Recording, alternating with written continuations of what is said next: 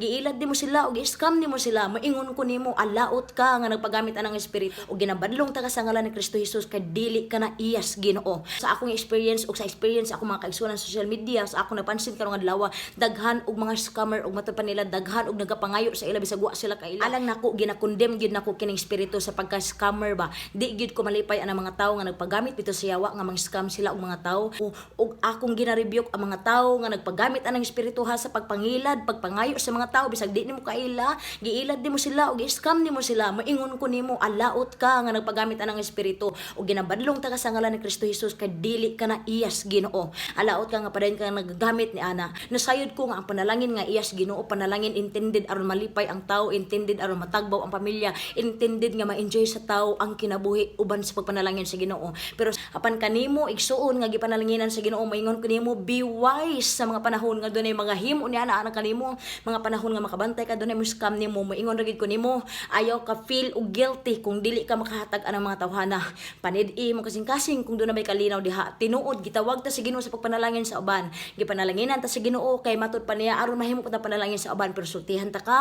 Himuon nato ang atong paghatag uban sa kaalam nga langit nun nga gikan gyud sa Ginoo. Tungod kay ang paghatag, ang pagbuhat sa mga maayong butang nga iyas Ginoo, magauban po diha ang kalinaw sa Ginoo. So kita mismo mahibalota kung kanang mga butang kanang mga tawhana dili na iya sa Ginoo. Wala na nang ginahanglan sa tinud-anay nga mga paghatag tungod kay ang ilarang intention mao ang ilaron ka ug ut-uton ka ug kawatan ka sa mga butang nga gi-invest sa Ginoo diha nimo. Busa maingon ko nimo, igsuon do not be guilty kung di ka makahatag sa ila.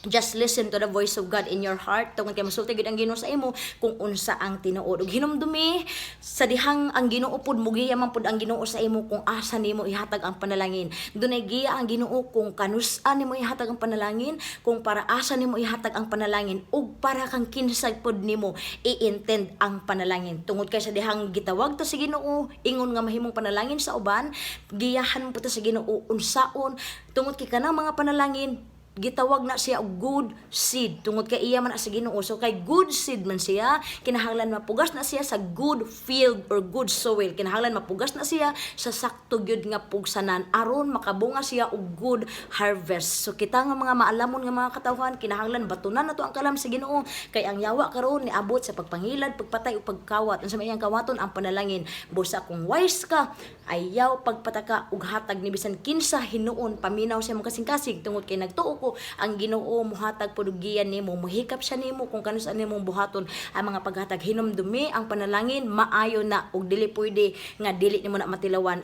Kinahanglan mahibalo ka kung kanus-an nimo ipugas ang panalangin, kung asa nimo ipugas ang panalangin ug para kang kinsa nimo ipugas ang panalangin.